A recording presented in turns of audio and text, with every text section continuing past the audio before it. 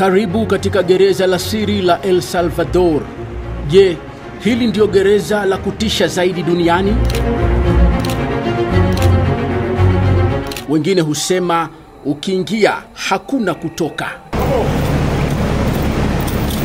Je, ni hatari kivipi? Katika maeneo ya ndani ya mashambani huko El Salvador, utakutana na moja ya magereza yanayogopwa zaidi duniani. Hapa si tu kwa ajili ya kuwashikilia wafungwa, bali kuwabadilisha kabisa.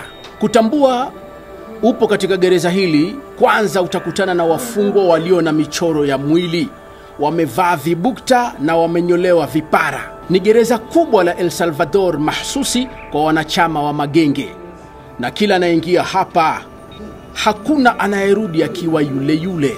Gereza la Secot lilizinduliwa rasmi na rais wa El Salvador Nayib Bukele Januari mwaka 2023.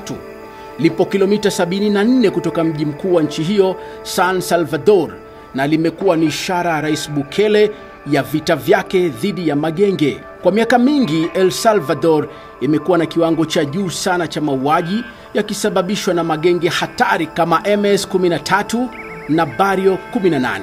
Sasa mwaka 2022 Rais Nayib Bukele alitangaza hali ya hatari na zaidi ya watu 80,000 walikamatwa kwa tuhuma za uhusiano na magenge. Baadaye alipata dawa ya tatizo hili. Gereza kubwa lililojengwa kwa muda wa miezi 7 tu, lenye uwezo wa kuhifadhi wafungwa 40,000. Haijabainika ni wafungwa wangapi waliopo kwa sasa. Ni gereza ambalo halina mfano wake.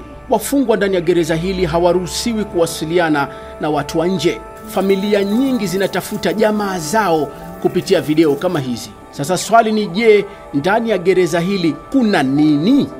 Na kwa nini linatajwa kuwa hatari?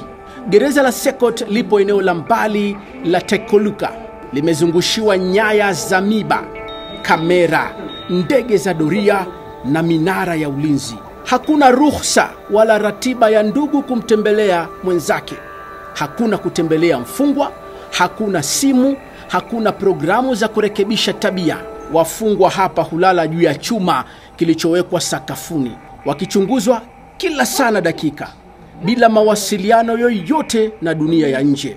Na kila chumba kina vioo viwili vilivyo wazi, hakuna kujificha. Kila seli katika gereza hilo lina upana wa mita 7.4 na urefu wa mita 12.3. Hivyo kulingana na jumla ya idadi ya wafungwa katika seli hizo, kila mfungwa anaweza kuwa na mita za mraba 0.54 pekee za nafasi, ambayo ni chini ya mapendekezo ya shirika la Msalaba Mwekundu, mapendekezo yale ya mita 3.4. Hakuna kitu hata kimoja kinachowekwa Secot kama burudani. Usalama wa hapa umewekwa katika kiwango cha jeshi. Kila mfungwa huchukuliwa alama za vidole, huchunguzwa na kamera zaidi ya 600, na walinzi wa jeshi wapo zaidi ya 600 hukuangalia kila mwendo na hatua. Wafungwa hawaongei na walinzi moja kwa moja, la hasha. Kila kitu kinadhibitiwa kwa hali ya juu kabisa. Maagizo hutolewa kwa sauti ya juu au kupitia vipaza sauti, na wafungwa wanatakiwa kutii kimya kimya. Mamlaka zasema hakuna aliyejaribu kutoroka hapa na hakuna aliyefanikiwa hata alipojaribu. Lakini gereza hili limezua mijadala mikubwa duniani. Mashirika haki za kibinadamu yanasema kuwa maelfu walikamatwa bila ushahidi wa kutosha, na hali ya ndani ya gereza ni kinyume na haki za binadamu. Wanadai wengine wamezuiliwa bila kushtakiwa, bila mawakili na bila kujua wataachwa lini. Sasa familia nazo zinadai walichukuliwa usiku majumbani mwao na bila sababu.